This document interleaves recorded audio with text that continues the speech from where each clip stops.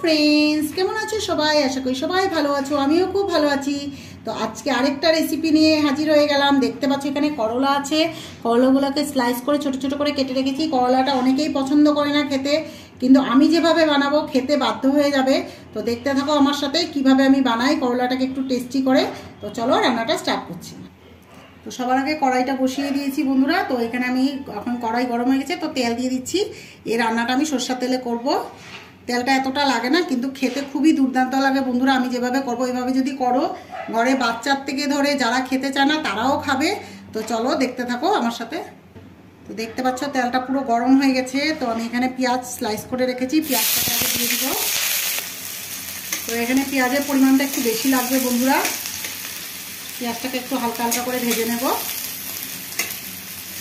পেঁয়াজটাকে 2 মিনিটের মতো ভাজতে দিই, তারপর আমি এখানে রসুন কুচি দেবো।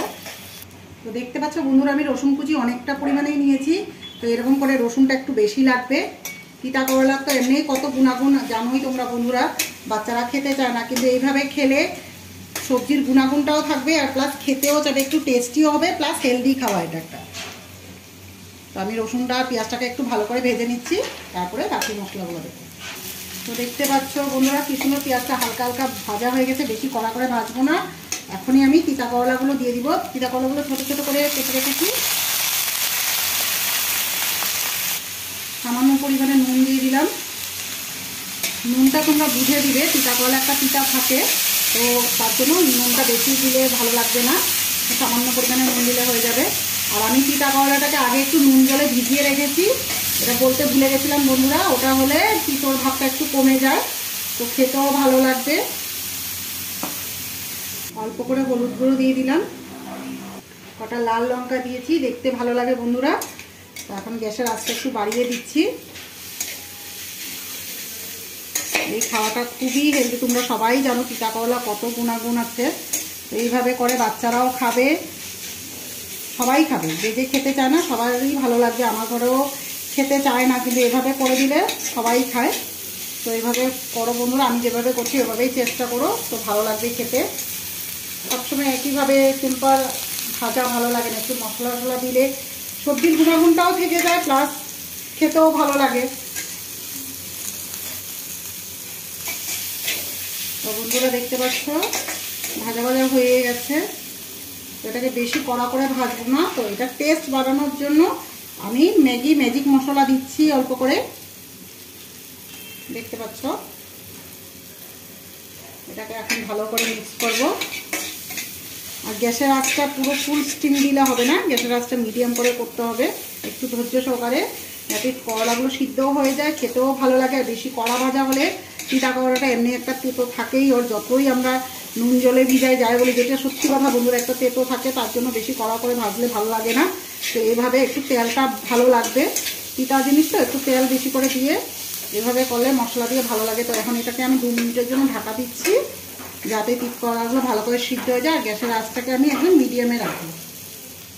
তো বন্ধুরা আমি 2 মিনিটের জন্য ঢাকা দিয়ে রাখছি, কম আঁচে করব। তো বন্ধুরা আমার 2 মিনিট হয়ে গেছে। তো এখন আমি ঢাকনাটা খুলে দিচ্ছি। খুব সুন্দর ভাজা হয়েছে, গন্ধটা একটা সুন্দর বেরিয়েছে, ম্যাগি মশলার গন্ধটা তোমরা সবাই জানো বন্ধুরা। এগুলো একটু দিয়ে দিলে সবজিতে, যে কোনো সবজিতেই ভালো লাগে, টেস্টটা তার দ্বিগুণ বেড়ে যায়। আর এরকম করলা যেগুলো সবজি আমরা অনেক সময় বাচ্চারা খেতে চায় না, তো এরকম ম্যাগি মশলাটা দিয়ে দিলে খুবই ভালো লাগে। আর সবার শেষে আমার হয়ে গেছে ভাজাটা। আর একটু টেস্টটা বাড়ানোর জন্য, যেহেতু বলছি আমি একটু অন্যরকম, এটাকে এইভাবে করে দেখো। তো সবার শেষে একটু ধনে পাতা দিয়ে দিব, ধনে পাতা কুচো দিলে তো বন্ধুরা জানোই আরও টেস্টটা বেড়ে যায়। এভাবে একবার করলা ভাজি করে দেখো, খুবই ভালো লাগবে। সবাই হাত চেটে পুটে খাবে, কেউ বলবে না যে করলা খাবো না, খুবই ভালো লাগে। ও খুব সুন্দর গন্ধ বেরিয়েছে বন্ধুরা। আর লঙ্কাগুলো চিড়ে দিয়েছি, একটু থেতো করে দিব, যাতে ঝাল ঝাল ভাবটাও থাকে, সবজির পুষ্টিগুণটাও থাকবে, খেতেও ভালো লাগবে, চটপটা ঝাল ঝাল খুব ভালো লাগে। হয়ে গেছে বন্ধুরা, এখন আমি নামিয়ে নিব এটাকে। তো বন্ধুরা আমার হয়ে গেল করলা ভাজা। একটু অন্যরকম বানানোর চেষ্টা করলাম, অন্যরকমভাবে। তো কিরকম লাগলো, ভালো লাগলে লাইক ফলো শেয়ার কমেন্ট করতে ভুলো না। নেক্সট ভিডিওতে আবার দেখা হচ্ছে আরেকটা নতুন রেসিপি নিয়ে। তো এটা কিন্তু খুবই হেলদি রেসিপি, এভাবে বানিয়ে দেখতে পারো, বাচ্চারা থেকে তো সবাই খাবে। একটু হেলদি খাওয়াকেও যদি একটু টেস্টি কীভাবে বানানো যায় সেটাই চেষ্টা করলাম। তো তোমরা অবশ্যই এরকম করে ট্রাই করো, ভালোই লাগবে খেতে। তো আজকের মতো টাটা।